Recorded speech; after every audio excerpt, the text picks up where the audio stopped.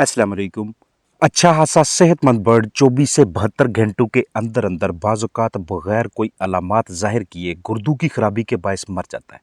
आप अगर गुर्दों के अमराज को मसाइल को रोकना चाहते हैं तो आपने अपने चिकन्स के लिए ताज़ा साफ़ सुथरे पानी की सप्लाई रुकने नहीं देनी। जब भी एंटीबायोटिक्स इस्तेमाल करनी है, जितनी उसकी डोज़ है और जितने दौरानिये के लिए वो इस्तेमाल की जाती है, उससे तजावज़ ना कीजिएगा। जब भी कीड़े मार दवा का इस्तेमाल करें, अपने बर्ड को उस दवा से दूर रखिएगा। जरासीम कुशी के दौरान आपकी ये कोशिश होनी चाहिए कि वो दवा इस्तेमाल की जाए जिसे या तो बर्ड्स की मौजूदगी में स्प्रे किया जा सके, यूज़ किया जा सके, या अपने चिकन्स को, अपने बर्ड्स को एक साइड पे कर लें और बाकी के हिस्से पे आप स्प्रे करें। ज़्यादा कैल्शियम किसी भी सूरत में नहीं देनी, उम्र के मुताबिक वो वाली ग़िज़ा देनी है जिसमें कैल्शियम और फास्फोरस का बाकायदा तवाज़ुन बरकरार हो। अब इन तमाम वजूहात में से सबसे बड़ी वजह गुर्दों की खराबी की ग़िज़ाई मसाइल होते हैं। ये सबसे कॉमन है और सम टाइम मुख्तलिफ वायरसेस भी इसकी वजह होते हैं। जिन बर्ड्स के गुर्दे ख़राब होते हैं, ज़ाहिरी तौर पे आपको बाज़ औक़ात वाज़ेह अलामात नज़र तो नहीं आती, लेकिन आप अगर फीकी कलगी देखते हैं, उनके जिस्म में आपको पानी की कमी फ़ील हो रही हो, आपका फ़्लाक दबाव का शिकार हो, तो आपको अलर्ट हो जाना चाहिए कि मे बी ये उनके गुर्दों की खराबी की वजह से है। इसीलिए इनके चेस्ट के पट्टे भी कमज़ोर होते जा रहे हैं, दिन ब दिन इनका वज़न भी कम होता जा रहा है। उसके लिए आपने अपने पास मौजूद शुगर का इस्तेमाल करना है, या फिर आपके पास कोई दूसरा फ्लशर दस्तयाब है तो उसका यूज़ कीजिएगा।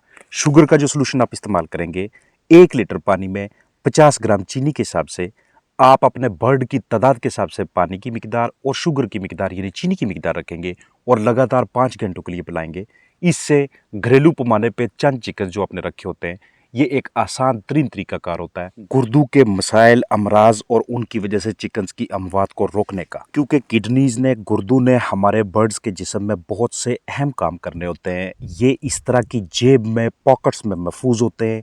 गुर्दों का काम फाजल मवाद यानी वेस्ट को और टॉक्सिन्स को खून से, जिस्म से अलग करना, फिल्टर करना है। गुर्दे सेहतमंद हों तो जिस्म में मुख्तलिफ मादों का अच्छा तवाज़ुन भी बरकरार रहता है।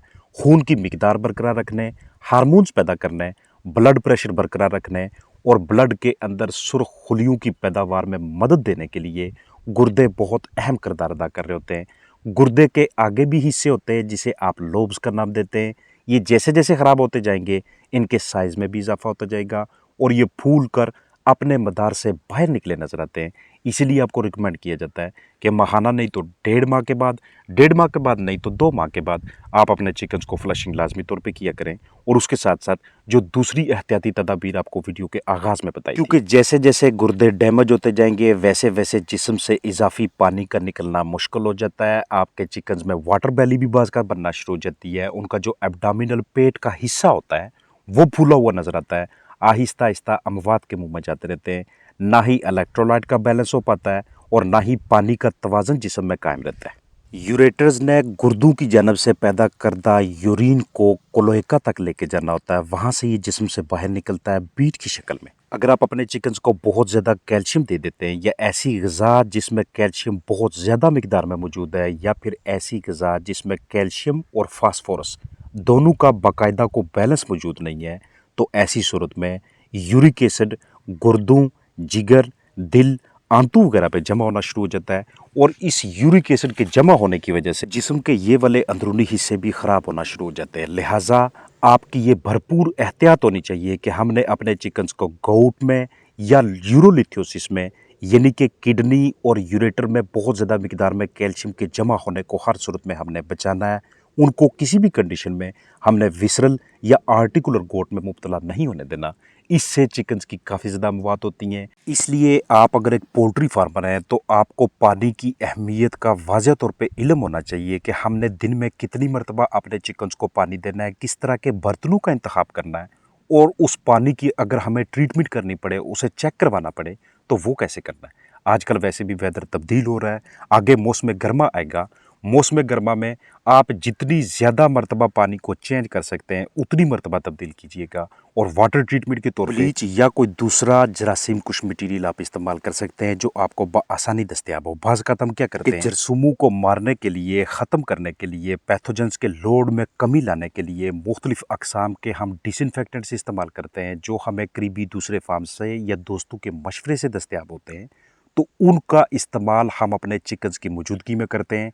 अब चूंकि इंसेक्टिसाइड्स यानी कि कीड़े मार दवा या फिर डिसइंफेक्टेंट्स यानी कि जरासीमों को ख़त्म करने वाले जो स्प्रे मिलते हैं, जो दवाएं मिलती हैं, उनमें टॉक्सिन्स मौजूद होते हैं।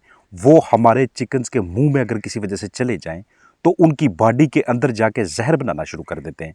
ये जो टॉक्सिन्स इन दवाओं में मौजूद हैं, ये उन कीड़ों के लिए, उन जरासीमों को मारने के लिए ठीक है, लेकिन हमारे चिकन्स के मुंह में उनकी बॉडी के अंदर इंटर होने के बाद इनके खतरनाक नतीजे। सबसे बेहतरीन फ्लाक और सबसे ज़बरदस्त मैनेजमेंट वही होती है कि जिसमें नौबत एंटीबायोटिक्स के इस्तेमाल पे ना पहुंचे। लेकिन बाज़ औक़ात हमें अपने बर्ड की कंडीशन को देखते हुए एंटीबायोटिक्स से इस्तेमाल करवानी पड़ती हैं। एंटीबायोटिक्स के फ़ायदे भी हासिल होते हैं। इन्होंने उन मुज़र जरासीमों को मारना होता है जो हमारे चिकन्स के अंदरूनी अज़ा को डैमेज कर रहे होते हैं।